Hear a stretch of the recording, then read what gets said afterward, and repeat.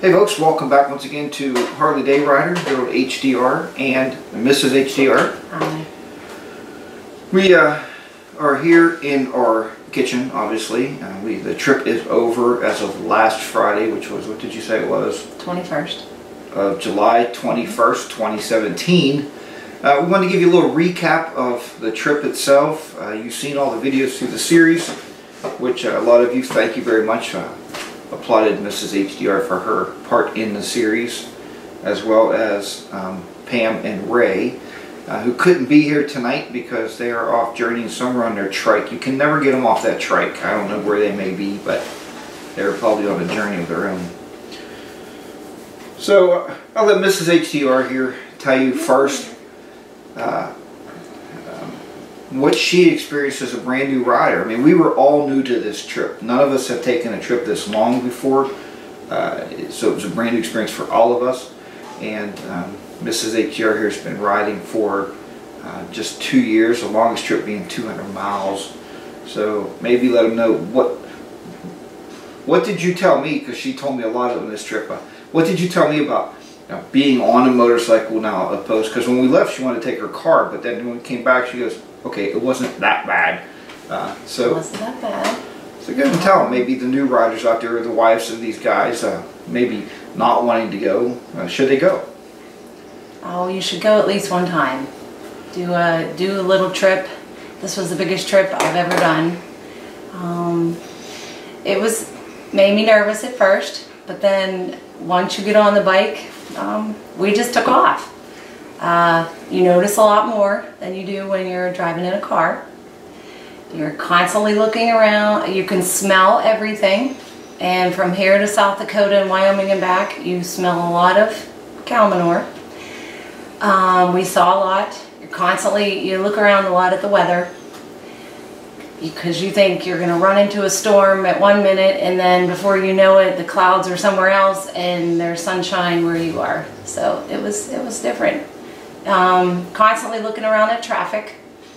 You know, you realize how much different traffic you pass going over 3,000 miles.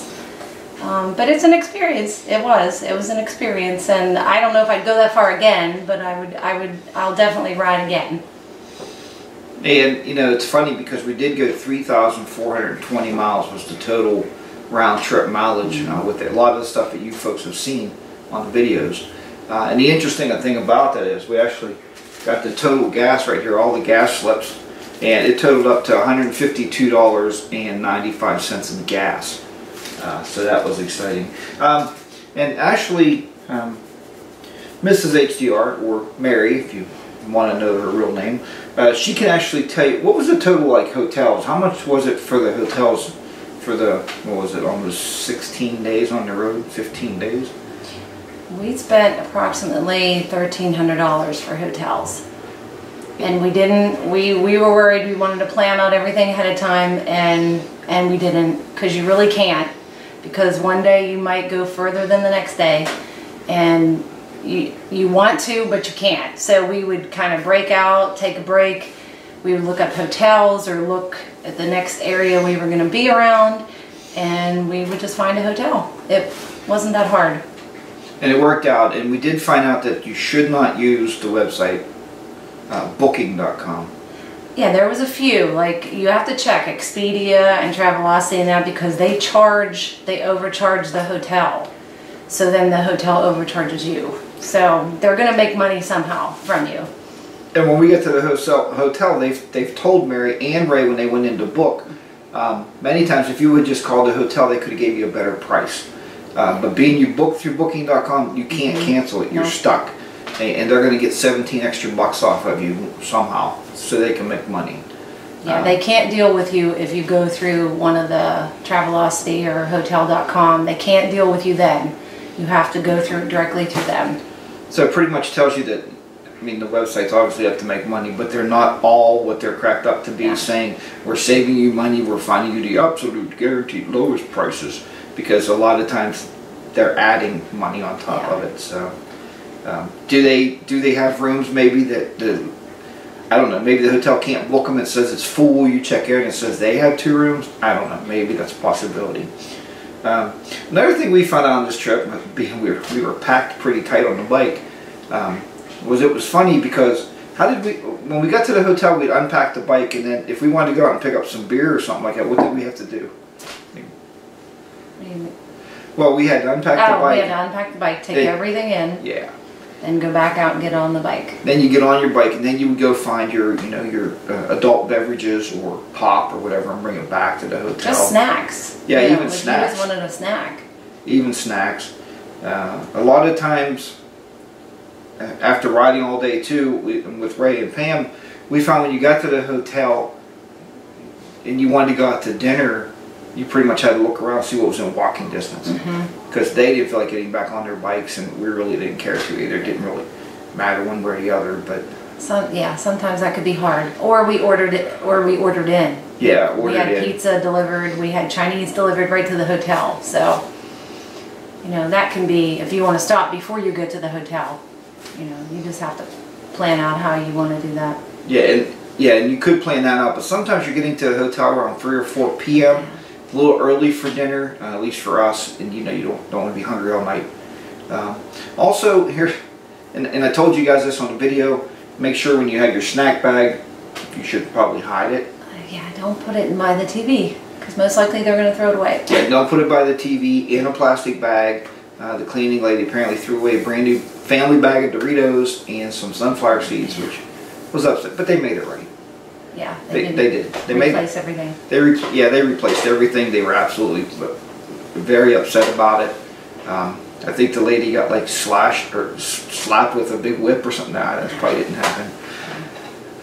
The last thing we want to tell you about here real quick is if you experience heat exhaustion on a motorcycle, you're not going to know it, but your passenger's going to realize something's happening. So I believe it was next to the last day.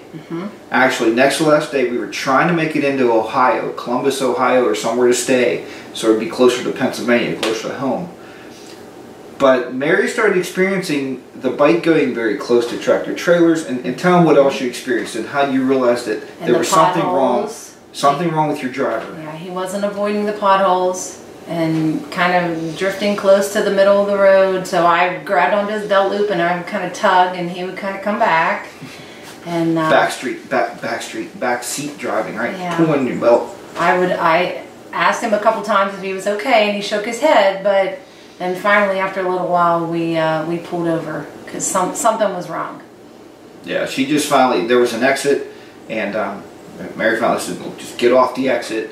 And Ray and Pam was actually saying there was tractor trailer trucks. They would see me coming to the center line, and the tractor trailer trucks would be hugging the side barrier walls, the inside walls, try to get away from us, from crushing us into the Jersey barriers or just running over us and killing us. Yeah, so something you have to worry about. In a car, you don't have to worry about heat exhaustion unless your air conditioner doesn't work. But traveling that many miles, you try to stop. We had one point where we stopped every 50 miles because it was so hot. It was painfully hot. It was 102 degrees that day. So you have to stop, you have to cool off. And there are rest stops with lots of nice air conditioning. we sat in one, I bet, for a half an hour just to cool off. So you have to stop, you have to take care of yourself. Or, God forbid something bad will happen. Yeah, so remember, you guys, you're not out there just with yourself, or maybe women. Maybe your spouse is on the back. You may not be out there by yourself. You got to take care of that second person behind you. Plus, I think it'd be traumatic to one of those truck drivers if they ran over us. They may never be able to drive again, obviously. And there's things you can buy. We ended up buying him one of those bandana things that you wet and put around your neck to cool off and stuff, so you can wear that too while you're driving. So that does work, but just a little bit about maybe acknowledging that you have heat exhaustion. My helmet felt like, and folks, I wore this helmet from here all the way to South Dakota and most of the way back, and that day it felt like it was like 30 pounds on my head. I couldn't keep my head up, my eyes kept closing, and you kept shaking your head trying to think, I can do this. It was saying, what, we wanted to go another 100 miles. Yeah. Not even that. Yeah, and I thought, I can make this. I'm a tough motorcycle rider. Not a big deal. But honestly, we could have died that day. So we got off. We found a hotel. We made the very best of it. I wanted to go out for steaks that night, and no steak. No steak. because again, I told you, once you park the motorcycles, we looked, and what was across the... Cracker Barrel. Yeah, there was a Cracker Barrel right next to the hotel, so we walked across the yard. Right through the parking lot. We went there. Myself and Mary walked to the gas station on the other side to get some pops and stuff for the night. They had no alcohol, so we had no beer for that evening, but that's okay. Which could have been good too. Because I had the heat exhaustion that day. Was it that day? Yep, wasn't a good idea. Was that day. Matter of fact, when I went to bed that night, I laid in bed, covered up with the air conditioner on, and I was shivering like I had the flu. I was sweating absolutely profusely. I felt absolutely sick to my stomach, and I slept for, 14, 15 hours. Yeah, it was a long time. So, woke up the next day and we were good to go. So, that's about the highlights of the trip. Remember sunscreen, too. There you go. Sunscreen, very important. Sunscreen, because you can't see mine, but he has a nice... yeah, if you can still see mine, I had the raccoon. But you're going to get those, yeah. even if you put sunscreen, because you have your glasses on, your helmet's down over your ears, or whatever you're wearing for a helmet. But make sure it's on your arms, you know. Yeah, because you will burn. The last thing we did find out, and I don't know if I told you guys in the video, was about the jackets. Remember the people with the Honda Goldwing? We said, why are you in all that gear? And they said, it actually keeps you cooler. And we thought they were absolute lunatics. Not because they ride a Honda Gold. I like Honda Goldwings. You guys know that. Matter of fact, Chris Caliente rides the Goldwing. Remember that video shoot? So anyway, but no, they were right. Yeah, we took the liners out. Yeah, so we took the liners out. Come through. And we have mesh jackets. But the idea is it keeps your skin from drying out from the wind, and it keeps the heat from just constantly burning you as you're going down the road. So it did keep us actually a little cooler once we started wearing them. So there you have it. But any other tips, tricks, ideas? No. Snacking. If you want a snack, she's the best snacker. Gummy worms. She would tap me on the shoulder, turn my head, and there would be a gummy worm in my face, and that would be our snacks going down the road. And sunflower seeds in my coat pocket. Ate a lot of those on the road. So, all right, folks, we just want to make this as short as possible, give you as much information as possible, and tell you thanks for riding along with the trip with us. Anything else you want to say? Thanks. We'll try it again. We'll let you know when we go on our next trip. Say we're going to try it again next year, and we're going to take you on another journey. Thanks so much for watching this series with Harley Day Rider and Mrs. HDR.